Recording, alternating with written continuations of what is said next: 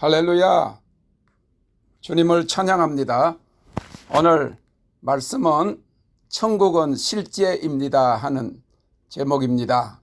본문 말씀은 고린도후서 12장 1절에서 4절 말씀입니다. 무익하나마 내가 부덕불 자랑하노니 주의 환상과 계시를 말하리라. 내가 그리스도 안에 있는 한 사람을 아노니 14년 전에 그가 셋째 하늘에 이끌려 간 자라. 그가 몸 안에 있었는지 몸 밖에 있었는지 나는 모르거니와 하나님은 아시느니라. 내가 이런 사람을 아노니 그가 몸 안에 있었는지 몸 밖에 있었는지 나는 모르거니와 하나님은 아시느니라. 그가 낙원으로 이끌려가서 말할 수 없는 말을 들었으니 사람이 가히 이르지 못할 말이로다. 아멘. 지옥이 실제인 것처럼 천국은 실제입니다. 지옥이 현재 실제하는 것처럼 천국은 현재 실제합니다. 우리의 이 지상의 삶이 생생한 현실이지만 천국의 삶은 보다 더 리얼할 것입니다. 하나님께서 캣커라고 하는 그 여인에게 여러 번 천국 방문을 허락하셨는데 특이한 것은 그곳에서 만나고 본 사람들의 가족을 천국 방문을 마치고 돌아온 후에 만나게 하셔서 그들의 가족이 얼마나 행복하게 지내고 있는지에 대해 이야기해 주었을 때 그들의 슬픔이 다 사라진다는 것입니다. 그녀가 만나고 온 그의 가족만이 알고 있는 죽은 가족의 이야기를 들은 남은 가족들이 믿지 않을 수 없었다고 합니다. 그리고 여러 번 천국을 본 경험의 결론은 그 아름다운 천국이 이 지구에 사는 현재 삶보다 더 리얼하다고 하는 겁니다. 천국을 방문해 보면 이 지상의 삶이 오히려 비실제적인 것 같고 천국의 삶이 사실인 것 같다고 느낀다고 하는 것입니다. 사랑하는 성도 여러분, 천국은 사실입니다. 이 세상의 삶은 나그네와 같고 우리의 영원한 본향은 천국입니다. 이 천국에 대해서 성경은 여러 가지 다른 용어로 표현하고 있습니다. 그것은 하늘나라, 하나님의 나라, 낙원, 셋째 하늘, 거룩한 성, 예루살렘, 그리고 마지막으로 새 하늘과 새 땅입니다. 하늘나라는 첫째 장소적 개념을 생각해 합니다. Kingdom of Heaven, 하늘과 하늘들의 하늘인 가장 높은 하늘에 있는 나라입니다. 오늘 계시록 21장, 22장이 그러한 장소적인 천국, 곧 새 예루살렘을 보여주고 있습니다. 그 다음이 예수님과 사도들이 전파한 하나님의 나라입니다. 이는 Kingdom of God입니다. 즉 하나님이 계신 나라입니다. 이는 통치적 의미의 천국을 말하고 있습니다. 왕국은 왕이 통치하는 곳입니다. 하나님께서 통치하시는 나라라는 말인 것입니다. 이 하나님의 나라는 그의 통치가 미치고 다스리는 영역이 되는 것입니다. 신약 성경에 이 하나님의 나라에 대해 32번 기록하였습니다. 마태복음 3장 2절에 회개하라 천국이 가까웠느니라 하였으며 4장 17절에 이때부터 예수께서 비로소 전파하여 가라사대 회개하라 천국이 가까웠느니라 하시더라 하였습니다. 하나님의 나라나 천국이나 다 같이 더 킹덤 오브 갓, 즉 하나님의 왕국으로 통치의 개념으로 쓰여졌습니다. 예수님은 이 천국 하나님의 나라를 세 가지 주제로 외치고 계십니다. 천국이 가까웠다. 하나님의 나라가 임하였다. 하나님의 나라는 너희 가운데 있느니라입니다. 예수님께서 광야에서 시험 받으시고 난 후에 그의 사역을 시작하시면서 처음으로 하신 말씀이 회개하라 천국이 가까웠느니라. Repent, for the kingdom of God is near. 한글 성경에는 천국 곧 하늘나라라고 쓰이기도 하고 어떤 곳에서는 하나님의 나라라고 표기되었습니다. 영어에도 마찬가지로 어떤 곳은 Kingdom of Heaven으로 어떤 곳은 Kingdom of God로 쓰였습니다. 여기에서 하늘나라, 즉 Kingdom of Heaven이라고 하면 믿는 자들이 죽어서 가는 하나님의 보좌가 있는 장소를 생각하게 됩니다.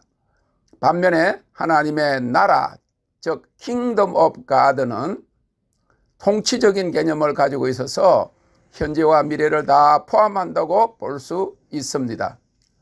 그런 의미에서 하나님의 나라는 첫째 미래에 주어질 영원한 나라입니다. 마태복음 8장 11절에는 또 너희에게 이르노니 동서로부터 많은 사람이 이르러 아브라함과 이삭과 야곱과 함께 천국에 앉으려니와 라고 말합니다. In the kingdom of heaven입니다. 둘째로 하나님의 나라는 kingdom of God로서 믿는 자들이 현재 누려야 할 실제로서의 하나님의 통치를 의미하고 있습니다. 로마서 14장 17절에 기록되기를 하나님의 나라는 먹는 것과 마시는 것이 아니요 오직 성령 안에서 의와 평강과 희락이라고 하였습니다. 조지 엘덴 레드라고 하는 신학자는 그의 책 The Gospel of the Kingdom, 하나님의 나라의 복음이라고 하는 책에서 이 하나님의 나라를 하나님의 법칙, 룰이요, 통치, 레인이요, 그리고 주권적 정부, sovereign government라고 말합니다. 그런 의미에서 하나님 나라의 법을 준수하고 하나님의 다스림을 받고 하나님의 주권에 굴복하는 자는 미래뿐만 아니라 현재 이 하나님의 나라를 유업으로 누리게 됩니다. 이 통치적 개념의 하나님의 나라를 잘 보여주고 있는 말씀이 누가복음 17장 20절에서 21절입니다. 바리새인들이 예수님께서 능력으로 병을 고치시는 모습을 보고 하나님의 나라가 언제 임하느냐고 물었을 때 주님은 하나님의 나라는 너희 안에 있느니라고 말씀하셨습니다. 하나님의 나라를 통치적 개념으로 이해할 때 하나님의 나라는 이미 임하였고 완성을 향하여 치닫고 있으며 이 하나님의 나라는 멀지 않은 장래에 주님이 오실 때 이 땅에 이루어질 것입니다. 사랑하는 성도 여러분, 여러분들의 삶이 하나님의 주권적인 다스림을 받고 여러분들의 삶 속에 성령 안에서 의와 희락과 화평이 이루어져 하나님 나라가 여러분 안에 이루어지는 삶을 사시기를 주님의 이름으로 축원합니다. 그 다음에 천국을 낙원이라고 말합니다. 파라다이스, 낙원이라고 하는 말은 성경에 단 3번 나오는데 모두 천국이라는 뜻으로 쓰여졌습니다. 첫 번째는 예수님이 십자가에서 그와 함께 십자가에 매달린 두 강도 중 오른편 강도가 자신의 죄를 회개하고 예수에게 당신의 나라에 데려가 달라고 부탁하자 예수님께서 누가복음 23장 43절에서 내가 진실로 내게 이르노니 오늘 내가 나와 함께 낙원에 있으리라 말씀하셨습니다. 이 낙원이라고 하는 말은 잘 단장된 숲이 푸르게 우거진 공원을 뜻하는 그리스어 파라데이소스에서 유래했습니다.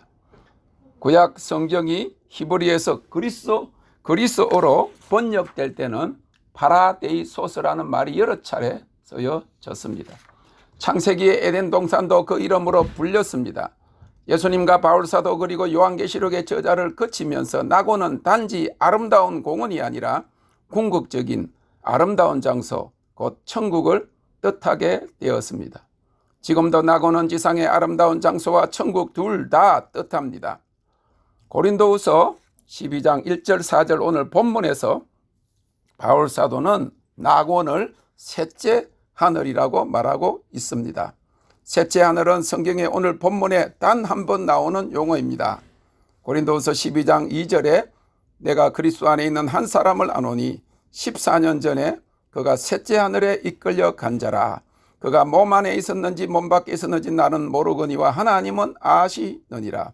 4절에는 그가 낙원으로 이끌려 가서 말할 수 없는 말을 들었으니 사람이 가히 이르지 못할 말이로다 라고 하였습니다.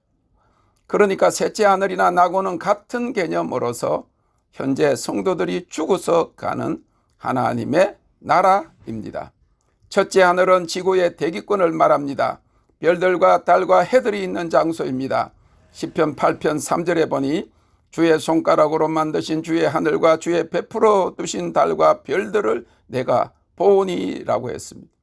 둘째 하늘은 해와 달과 별들이 있는 우주 공간을 말하면서 타락한 천사들의 영역을 의미합니다. 셋째 하늘은 가장 높은 하늘로서 예수님과 바울사도가 올려진 장소인데 생명나무와 생명의 강과 하나님의 보좌가 있고 천사들과 구원받은 모든 성도들이 거하는 낙원 곧 우리들이 죽어서 가는 천국을 말합니다. 계시록 21장에 보면 그곳에 거룩한 성 예루살렘이 있는데 그 성은 네모 반듯하여 길이와 넓이와 높이가 같고 면적이 12,000 스타디온이라고 하였습니다. 이는 현재 청량 단위로 말하면 길이와 넓이와 높이의 한 면이 2,400km입니다. 건물 한 층을 3m로 계산하면 사방으로 2,400km에다가 높이가 80만 층 되는 거대한 건물입니다. 한 층에 10억 명이 산다면 전체적으로 800조 명이 살 수 있는 공간이 됩니다. 태초부터 지금까지 태어나고 죽은 사람이 대략 590억 명이라고 하는데 천국은 모든 사람을 위한 곳임을 보여주고 있는 것입니다. 이 셋째 하늘 곧 낙원에 들어가는 구원의 백성들이 되시기를 주님의 이름으로 축원합니다. 마지막으로 천국을 새 하늘과 새 땅으로 말합니다. 계시록 21장 1절에 또 내가 새 하늘과 새 땅을 보니 처음 하늘과 처음 땅이 없어졌고 바다도 다시 있지 않더라 라고 하였습니다. 7년 대환란 끝에 아마겟돈 전쟁이 있은 후에 주님의 지상 재림으로 천년 왕국이 이루어지고 천년 왕국 후에 계시록 20장 11절 이하의 마귀와 구원받지 못한 자들의 마지막 흰 보좌 심판이 있고 마지막으로 21장 1절은 새 하늘과 새 땅이 이루어진다고 말씀하고 있습니다. 아담의 타락으로 저주받은 옛 하늘과 옛 땅의 역사는 끝난 것입니다. 죄에 대한 영원한 심판이 끝나고 이제 전혀 새로운 창조의 세계, 새 하늘과 새 땅, 새 예루살렘 성과 하나님의 보좌가 하늘에서 내려오게 되는 것을 말하고 있는 것입니다. 이 새 하늘과 새 땅은 전혀 새로운 창조의 세계요 완성된 천국입니다. 그때는 지금의 이 세상은 다 없어집니다. 계시록 21장 1절 처음 하늘과 처음 땅이 없어졌고 바다도 다시 있지 않더라고 하였습니다. 마태복음 24장 35절에는 천지는 없어지겠으나 이사야서 65장 17절 하반절에는 이전 것은 기억되거나 마음에 생각나지 아니할 것이라고 하였습니다. 지금 있는 세상을 뜯어고쳐 새롭게 리모델링하거나 업그레이드하거나 리노베이션하는 것이 아닙니다. 전혀 새로운 창조의 세계가 하늘에서 내려오는 것입니다. 북아프리카 티니지 사막에 가면 별 1000개짜리 초특급 호텔이 있다고 합니다. 별 4개짜리를 특급 호텔, 5개를 초특급 호텔이라고 하는데 별 1000개짜리 호텔이란 무엇인가 하고 보았더니 북아프리카 양을 치는 유목민들이 사는 두아라고 하는 사막의 천막을 가리키는 말입니다. 그곳에서 하늘을 보면 별이 1000개도 넘게 보이기에 그렇게 부르는 것입니다. 우리가 이곳에서는 보이지 않는 별들이 그랜드 캐년이나 저기 산에 가면 보이는 것은 공기가 맑아서가 아니라 도시에는 빛이 많아서 별이 보이지 않다가 빛이 없는 곳에 가니 별들이 많이 보이는 것입니다. 그러나 새하늘과 새 땅에는 이러한 달과 별들과 해도 빛을 발하지 못할 것입니다. 그것은 그러한 것들이 없어졌기 때문입니다. 계시록 21장 23절에는 그 성은 해나 달에 비침이 쓸데없으니 이는 하나님의 영광이 비치고 어린 양이 그 등이 되심이라고 하였습니다. 이 새하늘과 새 땅은 전혀 새로운 창조와 질서의 세계입니다. 5절에 보좌에 앉으신 이가 가라사대 보라 내가 만물을 새롭게 하노라고 하였습니다. 이사야서 65장 17절 상반절은 보라 내가 새하늘과 새 땅을 창조하나니라고 말하고 있습니다. 새하늘과 새 땅은 새로 창조된 세계, 새 에덴 동산, 새 예루살렘, 새로운 통치 질서입니다. 단순히 새하늘과 새 땅에 임하는 것이 아니라 그때는 하나님이 친히 다스리시는 완벽한 질서와 정의롭고 평화로운 세계가 펼쳐지는 것입니다.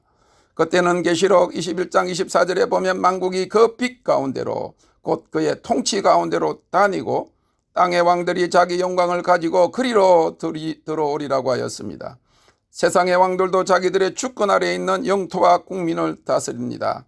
그러나 그때에는 모든 만국과 왕들도 하나님의 새로운 질서와 통치에 굴복하는 것입니다. 새하늘과 새 땅이 열리는 그때에는 구원받은 백성들이 자발적으로 엎드려 하나님을 경배할 것을 생각하니 그 새하늘과 새 땅을 사모하게 됩니다. 1985년 처음 네팔에 갔을 때 네팔 전통 식당에 초대되어 간 적이 있습니다. 배불리 먹어 들어갈 곳이 없는데 큰 접시에 또 음식을 담아와 먹으라고 하는 것입니다. 그래서 I am full, 들어갈 곳이 없다고 하니까 이 음식은 네팔 음식의 왕, The King of Nepali Food이기에 들어가면 먼저 들어간 음식들이 왕이 들어오신다고 다 물러서 가운데에 자리를 만들어 준다는 것이었습니다. 실제로 먹었더니 나중에 한 것은 그 음식이 푸딩이나 요구르트 같은 것이라 다른 음식들을 다스려 배를 편하게 하고 소화를 잘 시키는 것이었음을 알게 되었습니다. 이처럼 새하늘과 새 땅에는 만왕의 왕이신 하나님께 직접 우리를 다스리는 완전한 통치와 질서의 세계가 열릴 것입니다. 그때는 이사야가 예언한 대로 주님이 직접 공의와 정직과 성실로 다스릴 것입니다. 전혀 새로운 창조와 통치 질서입니다. 이사야서 11장 6절에서 9절은 이 장면을 보여주고 있습니다. 그때에 이리가 어린 양과 함께 거하며 표범이 어린 염소와 함께 누우며 송아지와 어린 사자와 살찐 짐승이 함께 있어 어린아이에게 끌리며 암소와 곰이 함께 먹으며 그것들의 새끼가 함께 엎드리며 사자가 소처럼 풀을 먹을 것이며 젖 먹는 아이가 독사의 구멍에서 장난하며 젖된 어린아이가 독사의 굴에 손을 넣을 것이라. 나의 거룩한 산 모든 곳에서 해됨도 없고 상함도 없을 것이니 이는 물이 바다를 덮음같이 여호와를 아는 지식이 세상에 충만할 것임이니라. 아멘. 이 새하늘과 새 땅에 없는 것이 있습니다. 첫째, 눈물이 없습니다. 4절에 모든 눈물을 그 눈에서 씻기심에라고 하였습니다. 이는 눈물의 원인인 걱정과 근심과 슬픔과 고통이 없다는 것을 말합니다. 한국의 아침의 프로그램인 아침마당에 나온 40대 50대 주부들이 보톡스를 맞고 돈을 들여 주름을 펴고 젊어지려고 노력하지만 다시 20, 30년 전 젊은 때로 돌아가라고 한다면 안 간다고 하는 사람들이 대부분이었습니다. 그것은 그만큼 인생이 고달프고 처녀 때는 내 님은 누구일까 하며 기대했지만 살다 보면 그놈이 그놈이고 기쁨보다는 고통과 슬픔과 눈물이 더 많을 것이기에 이대로 늙어 죽을 것이라는 것입니다. 그놈은 내 말이 아니고 그 사람들 말입니다. 그러나 새하늘과 새 땅에는 슬픔과 고생이 없고 항상 기쁨이 충만한 세상이니 슬픔의 눈물만 아니라 기쁨의 눈물도 없는 것입니다. 이러한 세상에 살 소망을 가지시기를 바랍니다. 둘째로 사망도 없습니다. 제사슨 사망이라고 하였는데 이 사망의 원인인 욕심과 죄가 소멸되었고 마귀가 영원한 심판을 받고 사라졌기 때문입니다. 셋째로 새하늘과 새 땅에는 애통하는 것, 곡하는 것, 지긋지긋하게 아픈 것이 없습니다. 그것은 우리가 썩어질 육체를 벗고 영생의 몸을 입을 것이기 때문입니다. 그때는 부활의 몸을 받고 천사들과 같이 영생의 몸을 가질 것입니다. 그때는 보톡스도 주름살 제거 수술도 필요 없고 스킨 케어도 성형 수술도 필요 없는 영화로운 몸을 가지게 될 것입니다. 고린도전서 15장에는 이 새하늘과 새 땅에서 입게 될 부활의 몸에 대해서 말합니다. 육의 몸으로 심고 신령한 몸으로 다시 사나니 우리가 흙에 속한 자의 형상을 입은 것 같이 또한 하늘에 속한 자의 형상을 입으리라. 이 썩을 것이 불갑을 썩지 아니할 것을 입겠고 이 죽을 것이 죽지 아니함을 입으리라. 이때는 사망이 이김에 삼킴바 되어 애통하는 것, 곡하는 것, 아픈 것이 없음을 믿으시기 바랍니다. 넷째로 새하늘과 새 땅에는 밤이 없습니다. 이는 주님이 영원한 빛이 되시기 때문입니다. 새하늘과 새 땅이 이루어지면 계시록 22장 5절에 다시 밤이 없겠고 등불과 햇빛이 쓸데없으니 이는 주 하나님이 저희에게 빛이심이라고 하였습니다. 다섯째로 죄의 소욕이 없어지고 정죄감에서 해방되고 완전한 생명의 자유를 누리게 됩니다. 여섯째로 다시 저주가 없습니다. 22장 3절에 다시 저주가 없으며 라고 하였습니다. 죄의 원인이 소멸되어 참된 축복만 있을 것입니다. 마지막으로 새하늘과 새 땅에 있는 것은 무엇입니까? 계시록 21장 2절에 보니 그때의 거룩한 성 새 예루살렘 성이 내려옵니다. 10절에서 27절까지 이 새 예루살렘 성에 대한 묘사가 자세히 나타나고 있습니다. 그것은 하나님의 장막 곧 하나님의 거처가 내려오는 것입니다. 11절과 23절에 그 성에는 하나님의 영광과 그 빛이 가득할 것을 말하고 있습니다. 22장 1절 2절에 거기에는 수정 같은 생명수의 강이 하나님과 어린 양의 보좌로부터 나서 길 가운데로 흐르고 있습니다. 강자호에 생명나무가 있어 12가지 실과를 맺히되 달마다 그 실과를 맺힌다고 하였습니다. 네덜란드의 암스텔담에 가보았는데 거기 가면 세계적으로 유명한 다이아몬드 보석상이 있습니다. 돈도 없으면서 여자들이 그냥 좋아서 떠나기를 싫어합니다. 그러면서 꼭 남편을 보면서 속으로 아이고 합니다. 계시록 21장 19절 21절에 보면 성벽의 기초석이 각각 색깔 12보석으로 꾸몄는데 벽옥, 남보석, 옥수, 녹보석, 황옥, 노곡, 담황옥, 비치옥, 청옥, 자정이라고 하였습니다. 이름도 모르는 보석들입니다. 그냥 무조건 휘황찬란하고 입 딱 벌어지고 좋은 것이라고 아시면 됩니다. 그리고 12진주문입니다. 렌트비, 월세도 없고 모기지 페이먼트 없는 그 황금 보석집에 살게 될 것을 소망하시기를 축원합니다. 사랑하는 성도 여러분, 마지막 때에 그리스도의 신부로 준비된 자, 곧 예언의 말씀을 지키고 하나님만 경배하고 두루마기를 빠는 자들이 새하늘과 새 땅을 유업으로 받고 새 예루살렘 성에 들어갈 권세를 얻게 될 것입니다. 천국은 실제입니다. 땡큐 롯. 주님을 찬양합니다.